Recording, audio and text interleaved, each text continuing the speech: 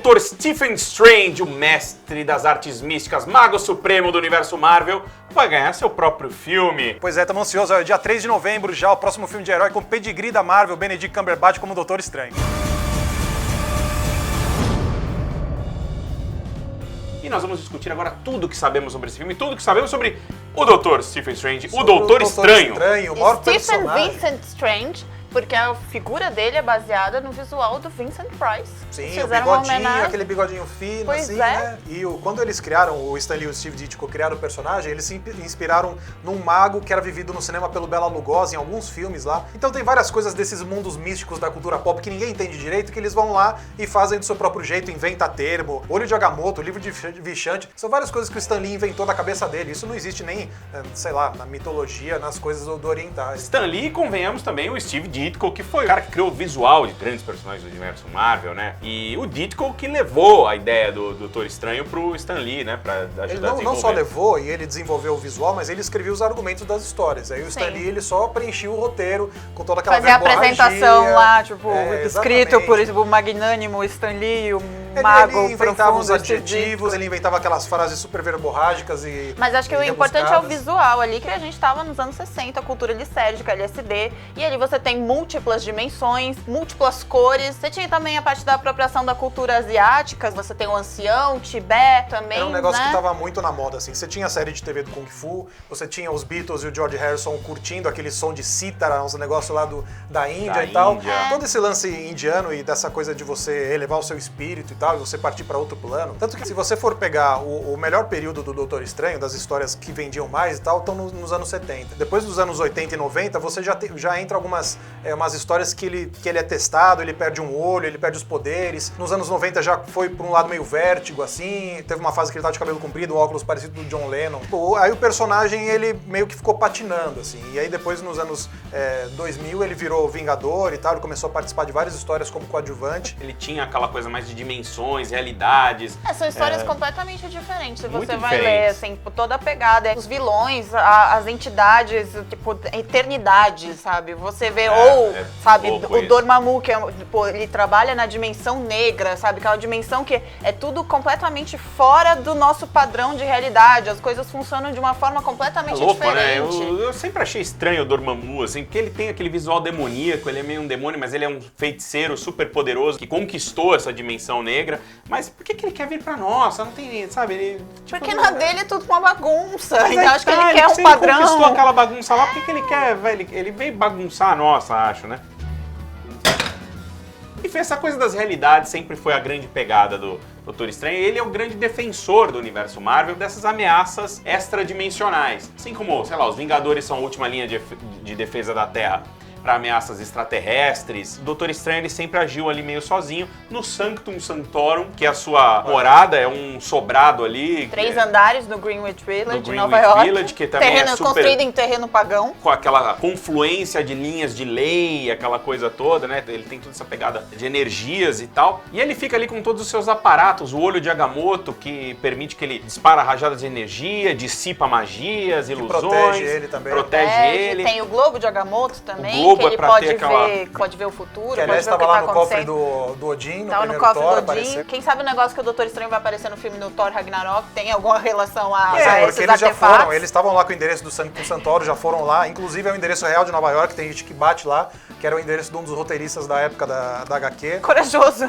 Pois é. E pra quem não conhece o Doutor Estranho, ele começa, né, como o Dr. Stephen Strange, que é um cirurgião brilhante, o melhor cirurgião em Nova York, rico, famoso, tipo, aquela velha pegada Tony Stark, o cara que é muito bem sucedido e tal, é arrogante por conta disso, mas aí num acidente de carro, ele perde o uso das mãos, ele fica com as mãos desfiguradas, ele não consegue mais segurar seu bisturi.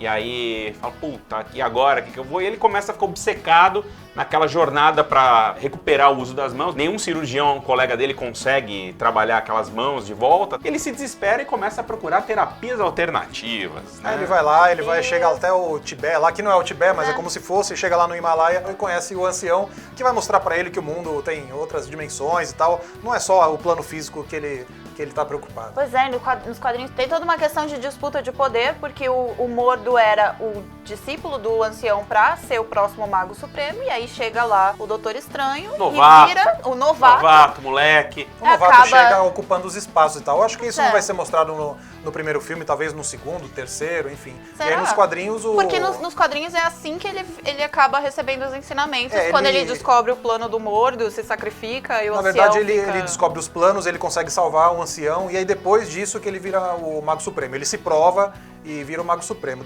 Os anos 70 tem as melhores histórias, é também nos anos 70 que eles criaram o piloto, que é um telefilme, que era pra ser série de TV, que não vingou e tal. E toda a história que eles estabelecem o Dormammu, que é uma história que era pra ser curta e virou uma história longa, estabelecem a eternidade, estabelecem que ele vira o Mago Supremo da Terra, tudo isso tá lá nos anos 70. E é uma coisa que pode aparecer no filme também, porque tem esse rumor aí de que o Dormammu é o vilão misterioso. Certeza, cara. Pois é, eu acho que todo aquele visual que aparece assim, que você vê que tem a maquiagem dele, ele que tem parece queimado, né? e aquilo é só uma casca, assim, em torno de um negócio muito maior, eu acho que tem um negócio diferente. A Marvel criou uma HQ que é um prelúdio do filme, que teve 2 edições. Eles estabelecem que o Caecilius era um dos magos, então ele tá com aquele grupo que tem o Wong, tem os outros personagens, e ele parece que é corrompido por alguma força. É por isso que ele vai pro outro lado e tal. Essa força pode ser o Dormammu, que, sei lá, o cara que tá comendo ele por dentro. Não tem como você fazer um filme do Doutor Estranho e não usar. E ainda mais quando você tá tratando de várias dimensões, como já ficou claro ali, sabe? Acho que não teria como, é a coisa mais rica.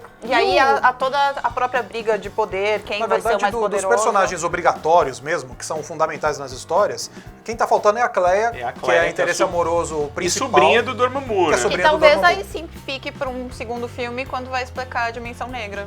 Pode ser uma coisa assim, sabe? Mas todos os outros coadjuvantes, o Wong, que vira o auxiliar lá. E aqui mudou bem, né? Aqui ele não vai ser um lacaio, ele vai ser um colega. É, um colega, exatamente. Deve ser o cara, o Kilowog da história. O cara que chega lá e fala, não, cola comigo, vou te explicar tudo. Ele deve explicar todo o lance da magia pra ele. E o próprio Mordo, cara. O Mordo, ele sempre teve uma relação estranha com o Doutor Estranho, né? Com uma relação estranha com o Doutor Estranho.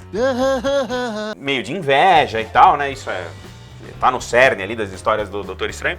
Mas aqui ele tá tão bem-humorado, mas tão bem-humorado. Parece, por isso que eu não sei que não parece que eles vão antagonizar, a não ser que seja uma grande reviravolta do filme, mas não parece que eles vão antagonizar. Porque o Chiwetel Ejiofor lá, ele tá muito pra cima, né? Ele é piadista. Mas a não ser que seja o ponto de virada ali, que aí ele descobre, sabe? Que aí, tipo, e o Caecilius estaria possuído pelo Dormammu e já...